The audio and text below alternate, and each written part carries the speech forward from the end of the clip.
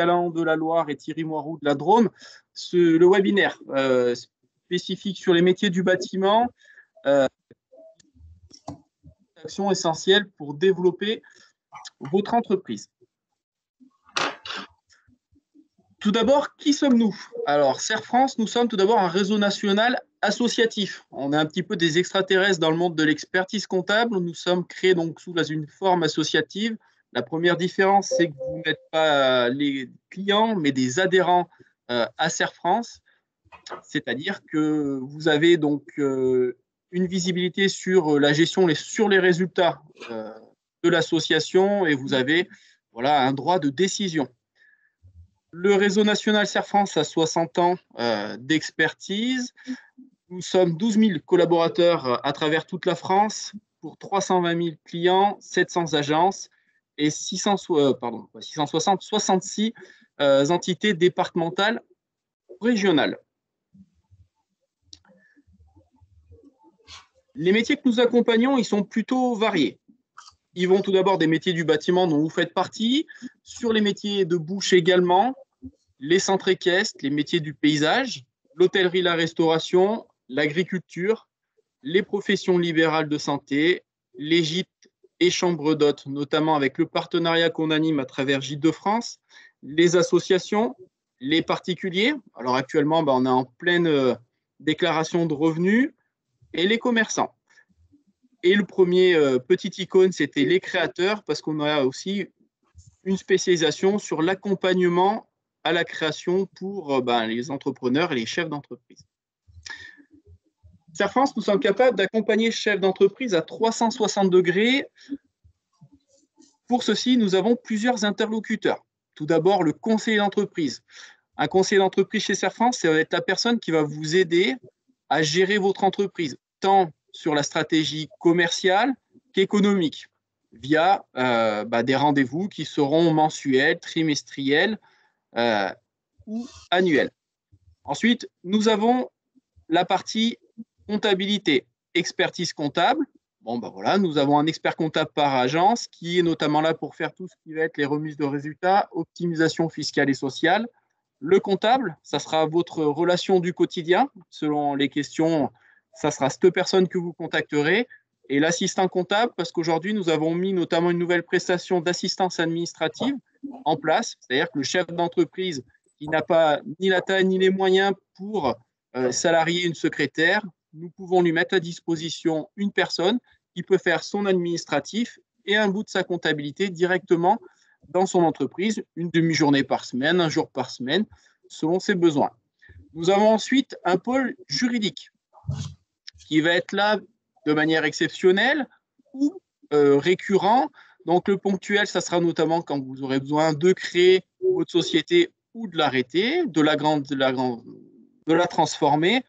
Et le récurrent sera notamment pour la réalisation des procès d'assemblée annuels. Le juriste social.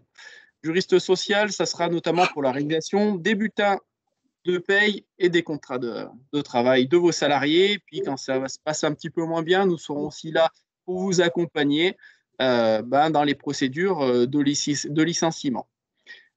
Le pôle conseiller RH, ce sont des personnes qui sont là pour vous accompagner dans le recrutement de vos salariés. Si vous n'avez pas l'expérience pour tenir un entretien d'embauche, ces personnes-là peuvent vous accompagner, vous former et vous aider. Et le dernier volet, ça sera le volet marketing. C'est le petit dernier de Serre France. Nous sommes aussi en capacité de vous accompagner soit à travers des formations au niveau de l'utilisation des réseaux sociaux professionnels, soit sur la conception de vos sites Internet. Du coup, le plan et le sommaire de ce webinaire, la première partie sera déterminée donc son positionnement commercial, ensuite vendre au meilleur et au juste prix, et enfin, l'important aujourd'hui, c'est anticiper demain, notamment à travers un outil qu'on appelle le tableau de bord. N'hésitez pas, si vous avez des questions, vous pouvez nous les poser. Faut pas vous gêner. En tout cas, à travers le chat, par écrit dans un premier temps. Le premier point, c'est déterminer son positionnement commercial. Quand vous vous créez l'important, c'est vous d'abord de vous déterminer qui vous êtes et quelle personne et quelle cible vous voulez atteindre. Pour cela, il faut d'abord savoir quel artisan êtes-vous. Est-ce que vous êtes un artisan poseur? Ou au contraire, est-ce que vous ne faites pas dans le neuf, mais plutôt dans la rénovation? Est-ce que vous êtes un artisan rénovateur? Dans la création, un artisan concepteur? Ou alors un artisan multiservice? La deuxième question qu'il faudra vous poser, c'est savoir dans quelle gamme, à quel niveau de gamme vous souhaitez vous situer. Est-ce que vous êtes dans un entrée de gamme en premier prix? Est-ce que du coup, vous êtes plutôt dans un moyenne gamme, haut de gamme, ou est-ce que vous êtes dans une gamme éco-responsable? Et ensuite, savoir les produits et les services que vous allez réaliser. Est-ce que ce seront faits avec des matériaux classiques, innovants, des éco-matériaux, ou des objets connectés, notamment tout ce qui peut être domotique. Afin de bien pouvoir repenser et de pouvoir vous aider, on a la règle des 4 P. C'est les 4 questions qu'il va falloir aborder pour vous pouvoir déterminer exactement votre positionnement commercial et ensuite pouvoir aller chercher les bonnes cibles clients qui correspondent en fait à vos prestations. La première, c'est product. Qu'est-ce que je vends? Un service, une prestation? Est-ce qu'on est dans, du coup, la pose, la rénovation? On revient donc à nos premières questions. Ensuite, price, à quel prix? Là, on est plutôt dans la gamme. Place, où sont mes clients? Quelles sont les attentes de mes clients? Et ensuite, promotion, comment communiquer sur mon offre? Alors, quand je vous ai mis aide de l'État, c'est qu'actuellement, jusqu'au 31 décembre 2021, l'État participe à 50% jusqu'à un plafond de 1 500 € d'aide, c'est-à-dire une prestation qui va jusqu'à 3 000 €, la création de vos sites Internet, pour que vous puissiez justement avoir un site Internet pour les personnes qui se créent ou qui n'en avaient pas. C'est ce qu'on appelle la transition numérique. Il y a aussi donc un élément qui est important, c'est savoir si du coup vous êtes reconnu RGE. Alors RGE, c'est quoi? C'est reconnu garant de l'environnement. C'est savoir si vous êtes accrédité du savoir-faire des entreprises qui sont engagées donc pour l'efficacité énergétique. Alors, je ne sais pas qui, du coup, hop, voilà, énergétique. Et donc, c'est surtout en tant que RGE, vous pourrez faire bénéficier d'aide de l'État à vos clients. Donc, tout ça, c'est des questions que vous pouvez déjà vous poser et après reprendre contact avec nous, nous vous guiderons pour que, du coup, vous soyez bien en phase entre ce que vous voulez faire et la cible client. Je vais laisser la parole à mon collègue Mickaël Galland pour la deuxième partie. Bonjour à tous. Alors, je vais prendre la main sur le contrôle sur le diapo. Donc, je me présente moi aussi en quelques mots. Donc, moi, je suis conseiller Safran sur le département de la Loire. Et j'accompagne un portefeuille de clients et qui est composé, on va dire, à 80% d'entreprises du bâtiment.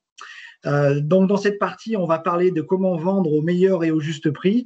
Et cette partie, je l'ai construite vraiment sur la base de questions et d'accompagnement que j'ai fait auprès de clients, donc vraiment des demandes que j'ai régulièrement, notamment sur des gens qui ont créé leur entreprise et qui se posent beaucoup de questions sur comment bien vendre, comment transformer mes devis et comment les faire de la meilleure manière pour éviter aussi des litiges que je pourrais avoir. Alors, le bon devis, qu'est-ce que c'est? La première chose, un devis, c'est l'élément qui va communiquer entre vous et le client. Vis-à-vis de votre client, le point fondamental du devis, c'est qu'il va formaliser et préciser la demande du client. Alors, qu'est-ce que ça veut dire? Ça veut dire que votre devis d'artisan, il doit être le plus clair et le plus détaillé possible. Je vois beaucoup dans des clients que j'accompagne ou qui font appel à moi, des gens qui font encore des facturations sur un forfait de prestation non détaillé. Et ça, souvent, le client ne le comprend pas. Et entre deux devis, ça peut faire la différence quand je précise vraiment le détail de mon ouvrage. Qu'est-ce que je lui vends? C'est détailler la superficie de ce que je pose, par exemple, le prix à l'unité de mes fournitures, voir le coût et le coût de la main-d'œuvre employée et le nombre de personnes que j'emploie sur son chantier. Donc, l'idée, c'est vraiment de se mettre dans la peau de son client. Ce qu'on remarque beaucoup, c'est que les clients ont vraiment, pour la plupart, du mal à se projeter sur un travail de rénovation, par exemple. Donc, on voit de plus en plus, j'ai même des clients qui me demandent, de clients qui utilisent des logiciels professionnels pour faire apparaître, par exemple, des photos de réalisation pour que le client, alors d'une part, ça permet au client de se projeter et d'autre part, ça permet d'être d'accord et d'entériner définitivement l'accord du client sur ce qu'on va lui poser ou ce qu'on va lui fournir comme matériel. Le deuxième intérêt, et là il est très important du devis, c'est qu'il prévient les litiges.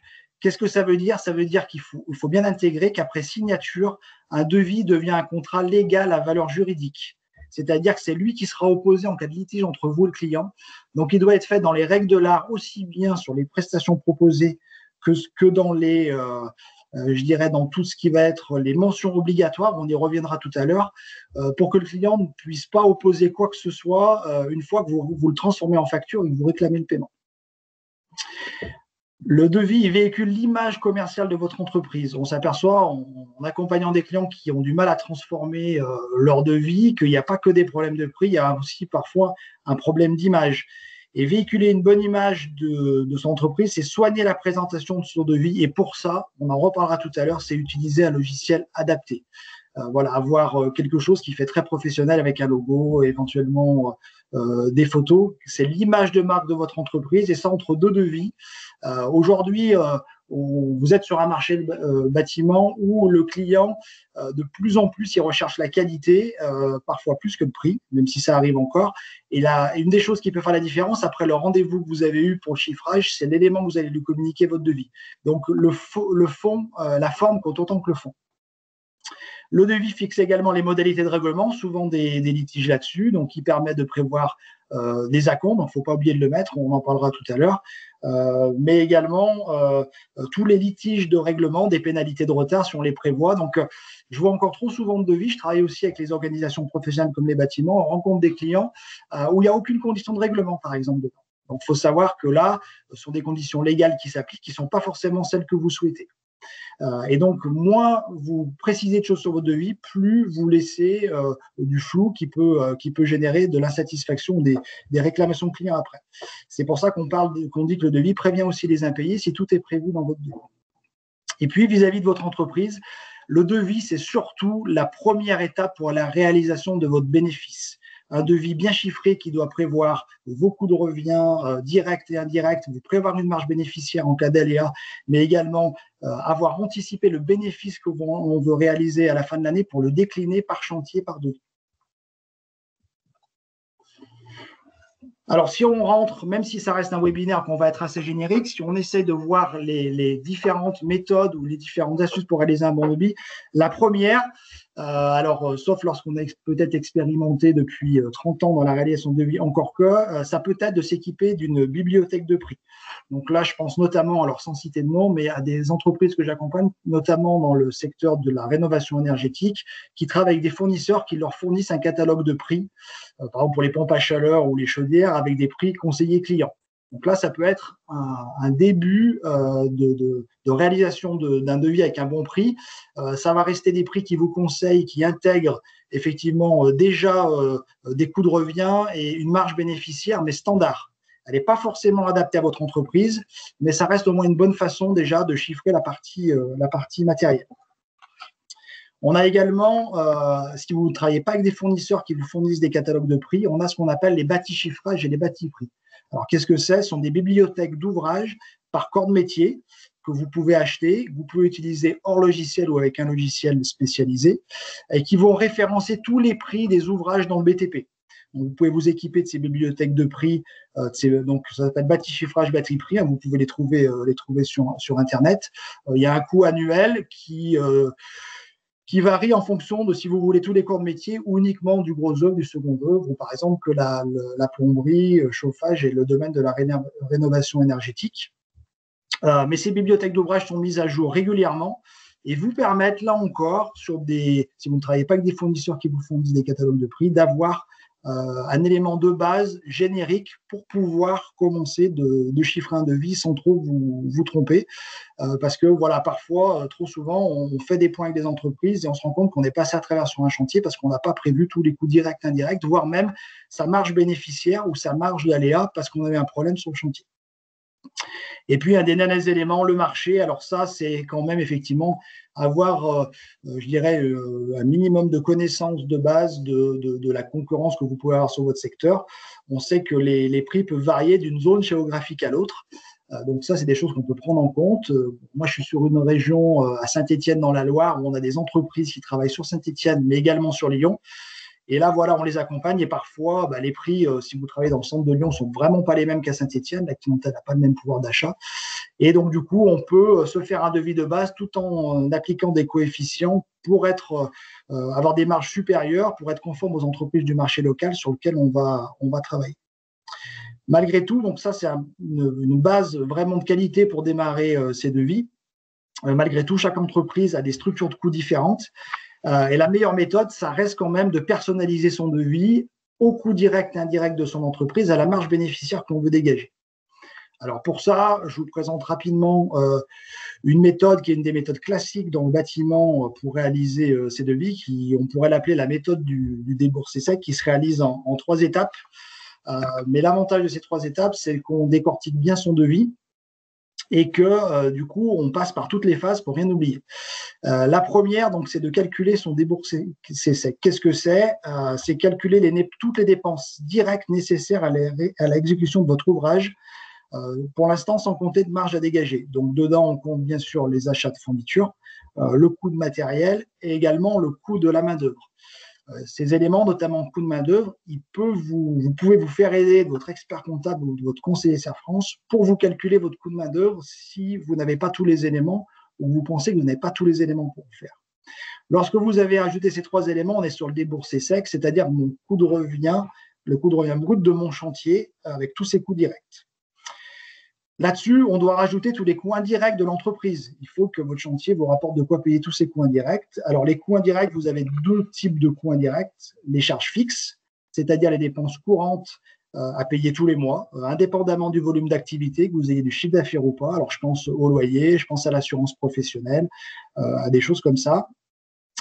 Et puis également les charges variables. Celles-ci, elles dépendent directement de votre niveau d'activité. Alors, c'est les frais de déplacement, ça peut être de la communication, des frais d'encaissement à la banque, etc. Voire même, ça peut être aussi pour ceux qui en ont du personnel, entre guillemets, j'appellerais non directement productif, c'est-à-dire l'assistance administrative qui, elle, ne va pas travailler sur le chantier, mais vous allez avoir son salaire à payer à la fin du mois. Donc, il faut le prévoir dans la réalisation de votre devis. Donc, tout ça, ça représente vos frais généraux. Et ces frais généraux, ils pèsent un certain point sur votre activité, votre chiffre d'affaires. Donc là encore, ce poids-là, on va le transformer en un coefficient qu'on va appliquer sur le déboursé sec pour calculer le prix de revient. Là encore, votre conseiller peut personnaliser les coûts de votre entreprise et vous calculer votre coefficient multiplicateur pour l'appliquer à votre déboursé sec. Lorsqu'on applique ce coefficient, on arrive sur le prix de revient et là, on a vraiment le prix qui va vous permettre de couvrir tous les coûts de votre chantier, direct et indirect. Pour autant, il reste une dernière étape, c'est calculer le prix de vente hors taxe définitive. Ce prix, donc, on a déjà un prix de revient qui va couvrir l'ensemble des coûts du chantier direct et indirect. Et maintenant, on va se calculer un coefficient qu'on va appliquer à ce prix qui va tenir en compte, les aléas qu'on peut avoir sur le chantier. Alors, ça peut être un chantier très simple, il n'y a pas de risque, mais ça peut être aussi une rénovation qu'on va engager sur laquelle on peut avoir des surprises. Donc, il vaut mieux souvent se prévoir une marge bénéficiaire sur laquelle on pourra jouer, le cas échéant, si on n'arrive pas à expliquer au client qu'il faut qu'on refacture certaines choses. Donc, plus on a de risques d'avoir des aléas et des surprises sur le chantier, plus il faut en tenir compte. Et puis, en plus de l'aléa, c'est calculer son bénéfice. L'idée de la bonne gestion d'une entreprise, c'est dès le début d'année, avoir une idée, notamment par le biais, par exemple, d'un prévisionnel, de dire je veux atteindre tel niveau de bénéfice qui me permettra de payer mes prêts, de renforcer ma trésorerie ou la structure financière de mon entreprise. Et ce bénéfice, ça n'est que l'addition des bénéfices de tous les chantiers de l'année. Donc, l'idée, c'est de dire, voilà, si je veux arriver à tel niveau de bénéfice, il faut que je mette tant de pourcents de plus sur mon prix de revient. Votre expert comptable, votre conseiller vous aide à le calculer également. Et c'est tout l'intérêt après d'avoir un logiciel professionnel où vous rentrez vos coûts, les coefficients sont déjà rentrés et votre devis est calculé. Donc, une fois que vous avez appliqué ce coefficient sur pour bénéfice et aléa, vous arrivez effectivement à ce moment-là sur votre prix de vente hors taxe. Donc là, on est bien sur la méthode la plus commune et la plus classique. C'est la méthode qui structure tous les logiciels pratiquement spécialisés bâtiments que vous trouvez sur le marché. Ils sont programmés pour réaliser des devis avec cette méthode-là. Elle a le mérite, c'est la méthode de base, et elle a le mérite de vous permettre de passer vraiment par toutes les étapes d'un devis. Et notamment, vous pouvez la coupler avec des catalogues de prix, comme on a parlé avant, qui sera intégrés et qui vous permettent déjà d'avoir vos prix d'achat pour ne pas les chercher.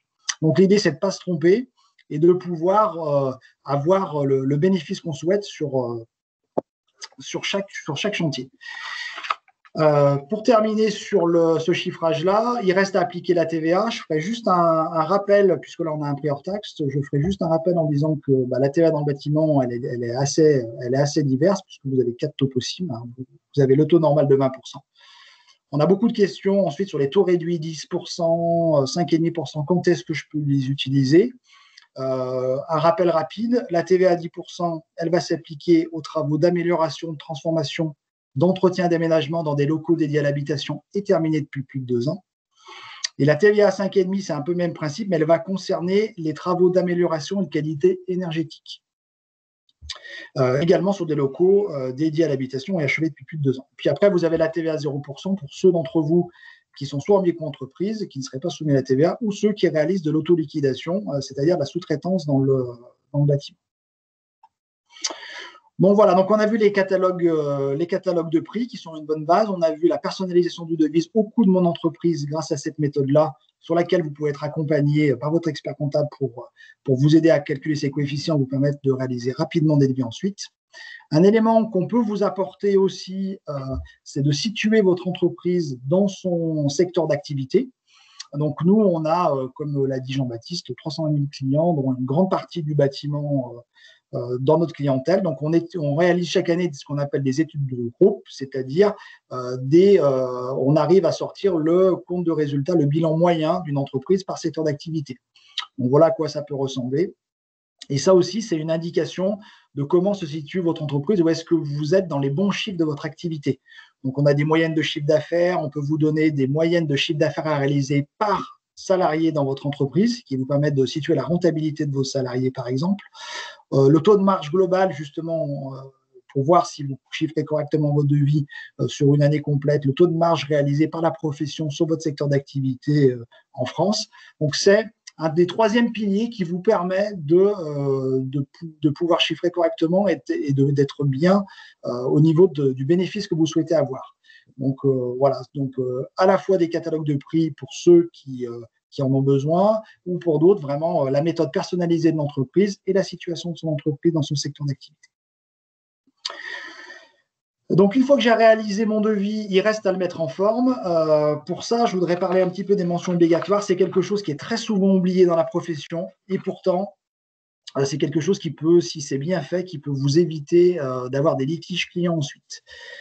Alors, les mentions obligatoires, on ne va pas être exhaustif ce soir, mais simplement, je vous en cite quelques-unes importantes. Et je vois beaucoup de devis quand j'accompagne des clients en démarrage notamment, ou qui n'ont pas été accompagnés au départ, où elles sont pratiquement pour la plupart absentes.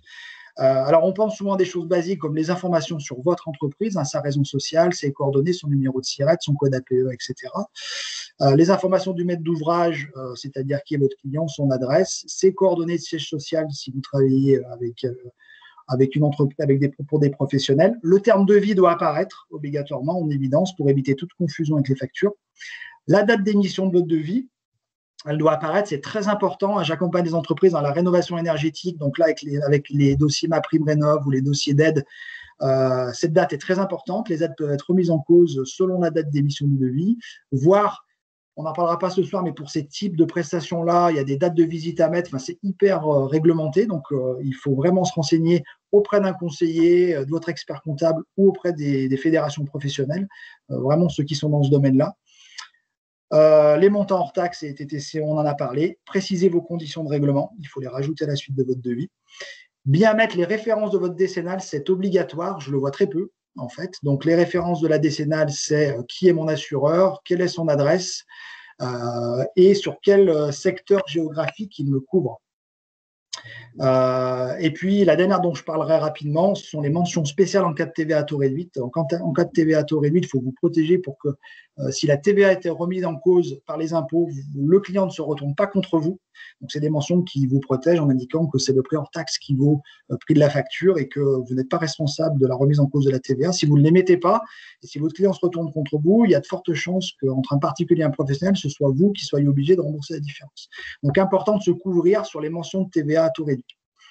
Donc tout ça, par exemple, nous les conseillers Cerfrance, on peut vous mettre ça en forme lorsque vous réalisez votre devis, une fois pour toutes en paramétrant votre devis au départ et que vous n'ayez plus de soucis après, une fois que vous travaillez, tout est à jour.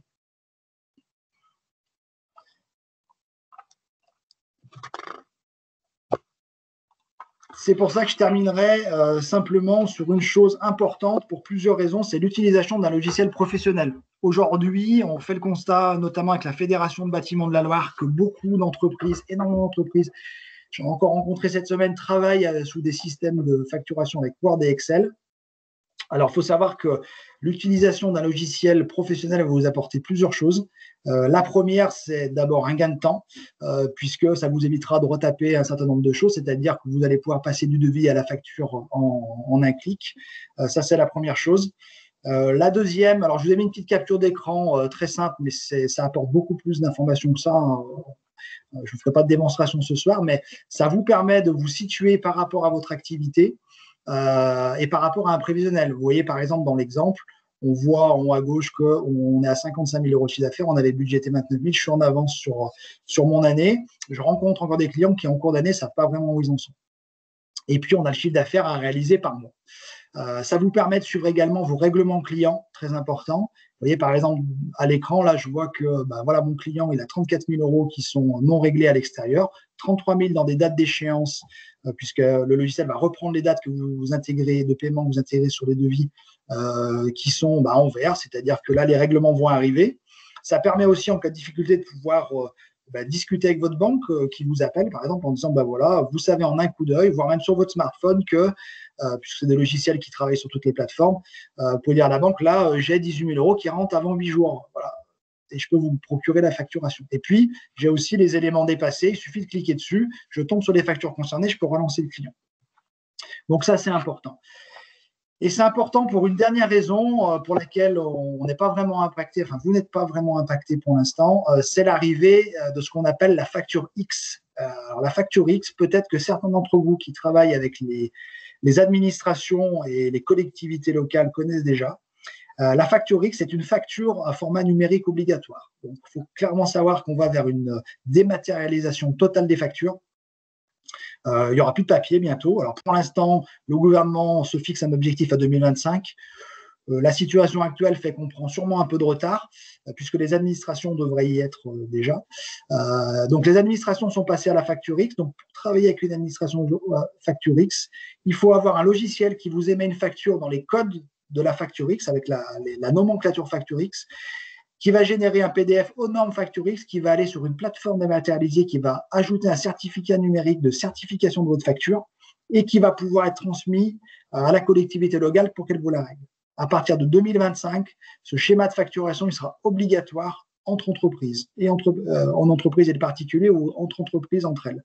Ce qui veut dire que si vous n'avez pas le logiciel adéquat, vous ne pourrez pas facturer. Vous êtes obligé de vous équiper à un moment. Donc, ce n'est pas vraiment obligatoire aujourd'hui, bien qu'en cas de contrôle, c'est quand même mieux si on a un logiciel agréé par les impôts pour pouvoir justifier de sa facturation. Mais il faut avoir ça en tête, c'est-à-dire que la facture X arrive, autant être aux normes le plus rapidement possible, et notamment si vous travaillez avec des administrations. Donc, vous avez quand même un intérêt à vous équiper à la fois d'un point de vue confort de travail, qualité de suivi de l'activité de votre entreprise et adaptation à la réglementation qui arrive à grands pas. Voilà, tout ça, c'est des choses que votre expert comptable ou votre conseiller Cerfrance peut vous mettre en place. C'est prévu dans votre comptabilité. On vous met dans de bonnes conditions pour chiffrer vos devis et être raccord avec les à la fois les normes de la profession, à la fois les normes de l'administration fiscale. Donc voilà pour cette partie-là. Maintenant, je laisse la main à mon collègue de la Drôme, Thierry. Une fois qu'on a réalisé un bon devis, il faut qu'on ait une vision macro de son entreprise avec le tableau de bord. Thierry, je te laisse prendre le contrôle. Merci à toi, Mickaël. Donc, à mon tour de me présenter. Donc, Thierry Moiroux, je suis conseiller d'entreprise chez Serre France Drôme Vaucluse. Pour ma part, j'interviens principalement dans la Drôme. Tout comme Mickaël, j'accompagne un nombre certain de chefs d'entreprise du bâtiment. Et tout comme lui, les slides en fait, qui vont suivre, donc qui vont être principalement sur le tableau de bord, je les ai confectionnés, excusez-moi, avec toute mon expertise et mon expérience. Donc j'espère que ça va vous plaire. Donc, tout simplement, comme l'a dit Mickaël tout à l'heure, donc dans la suite logique, nous allons aborder ensemble le tableau de bord. La phrase qui, pour ma part, résume un tableau de bord est « l'important aujourd'hui est d'anticiper demain ». Mickaël vient nous expliquer l'importance de maîtriser le chiffrage d'un devis et que pour cela, il fallait intégrer dans ce chiffrage finalement l'ensemble des charges de l'entreprise. Donc, comme l'achat des matières premières, le coût du matériel, les frais généraux.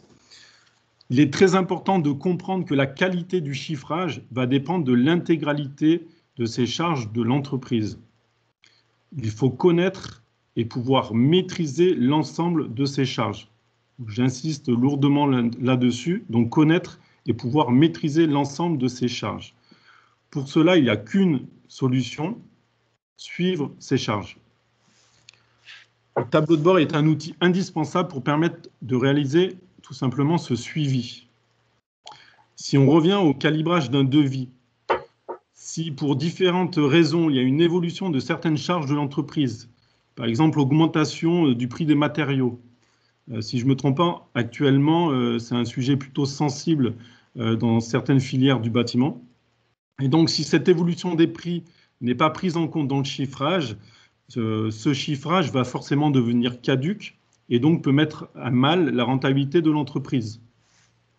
Et pour éviter cela, donc, il n'y a qu'une seule solution, j'y reviens, suivre ces charges. Nous allons donc voir ensemble comment établir un tableau de bord et pour cela, il faut être organisé et rigoureux. Donc, je vais vous présenter les différentes étapes pour établir justement ces tableaux de bord. Étape numéro 1, c'est fixer des objectifs. Donc, on peut se fixer plusieurs objectifs. Par exemple, des objectifs de croissance, évolution du chiffre d'affaires, des objectifs concernant la rémunération du chef d'entreprise, des objectifs de résultat d'entreprise, des objectifs d'investissement, des objectifs de taille d'entreprise et encore pas mal d'autres objectifs. Une fois que tous ces objectifs-là sont fixés, il faut donc réaliser un budget prévisionnel. Pour cela, deux solutions aujourd'hui. Soit vous êtes créateur d'entreprise et en théorie, vous avez établi ce budget préalablement à votre création d'entreprise, sans doute aidé par un conseiller. Si jamais ce prévisionnel-là n'est pas établi, je vous invite à le réaliser au plus vite. Et vous allez voir pourquoi par la suite. Soit la deuxième solution, vous êtes déjà chef d'entreprise, vous avez déjà réalisé une clôture comptable, vous pouvez vous appuyer sur les chiffres de votre bilan clôturé, réactualiser en fonction de vos objectifs futurs. Au niveau d'étape numéro 2, donc il faut maintenant déterminer des indicateurs. Souvent, pour nos chefs d'entreprise du bâtiment, les indicateurs suivants sont retenus. Donc le chiffre d'affaires que vous connaissez, la marge, donc le chiffre d'affaires moins les achats de matières premières, la sous-traitance, qui est d'expérience une charge plutôt très sensible dans le bâtiment. Un autre indicateur, ça peut être les charges de personnel. Et enfin, celui qui pour moi est inévitable, c'est la capacité d'autofinancement. Donc dans tous les indicateurs dont je viens vous citer, vous les connaissez tous, Celui qui est peut-être le moins maîtrisé de tous, c'est la capacité d'autofinancement. C'est pour ça que j'ai voulu faire un petit focus sur celui-ci. Donc pour moi, encore une fois, c'est l'indicateur numéro 1 dans le suivi de gestion. En gros, c'est quoi? La capacité d'autofinancement, en fait, c'est la trésorerie générée par la rentabilité de l'exploitation. La trésorerie, en fait, qui est disponible pour rembourser les emprunts, pour augmenter ses fonds propres et pour éventuellement autofinancer des investissements. D'accord? C'est pour ces 3 principales raisons. Et la 4e, c'est pour éventuellement la distribution de dividendes, mais ce n'est pas le sujet aujourd'hui. Les indicateurs ne sont pas forcément financiers. C'est vrai que moi, à l'image, vous avez un tableau de bord principalement tourné sur la gestion, parce que on est un cabinet comptable et effectivement, par nature, on réalise des tableaux de bord de gestion, mais les indicateurs, ils peuvent être aussi commerciaux ou ça peut être des indicateurs d'activité. Pour conclure cette étape numéro 2, ce qui est important, c'est de prioriser la qualité des indicateurs plutôt que la quantité. Et on va voir pourquoi. Étape numéro 3. Donc, c'est le suivi de ces indicateurs. Il est important de réaliser un suivi régulier, justement, de ces indicateurs. Nous, généralement, on fait un suivi mensuel ou trimestriel. Je vous conseille de miser sur la simplicité de ces indicateurs afin justement de pouvoir les suivre régulièrement. C'est pour ça qu'il faut à tout prix éviter les usines à gaz pour éviter que vous vous découragiez si jamais vous réalisez ce tableau de bord seul de votre côté. Et d'expérience, je peux vous dire que si on fait un tableau de bord où on met une multitude d'indicateurs ou si les indicateurs sont trop compliqués à calculer, souvent le tableau de bord, au bout de 6 mois, 9 mois, on le met de côté et on l'arrête. Donc vraiment, s'il y a quelque chose à retenir, c'est la simplicité et la qualité plutôt que la quantité. L'étape numéro 4, donc c'est analyser et comparer l'évolution par rapport aux objectifs. Les données chiffrées réelles de l'entreprise seront du coup quasi systématiquement différentes du budget établi dans l'étape numéro 1, même si ce budget a été établi de la manière la plus précise et cohérente possible. Sur le terrain, dès qu'on réalise un prévisionnel ou un tableau de bord, quand vous avez créé votre entreprise, forcément, je pense que vous avez créé un prévisionnel. Dès le lendemain de sa création, il est faux. D'accord? Donc, l'étape suivante du suivi, excusez-moi, des indicateurs est l'analyse de la variation de ces indicateurs par rapport au budget prévisionnel. L'étape numéro 5, donc piloter et anticiper. Pour moi, forcément, c'est le slide qui conclut. Finalement, pourquoi un tableau de bord? Le tableau de bord, il permet de pouvoir avoir du recul sur son activité de manière régulière. Il permet de se projeter tout au long de l'année. Il nous permet d'anticiper. Ça, c'est une notion très importante, l'anticipation. Et il nous permet, du coup, surtout de ne pas attendre la clôture comptable. Et ça, c'est important. Le tableau de bord, il nous permet également de piloter son entreprise. En effet, vous aurez en main toutes les clés pour pouvoir prendre les bonnes décisions.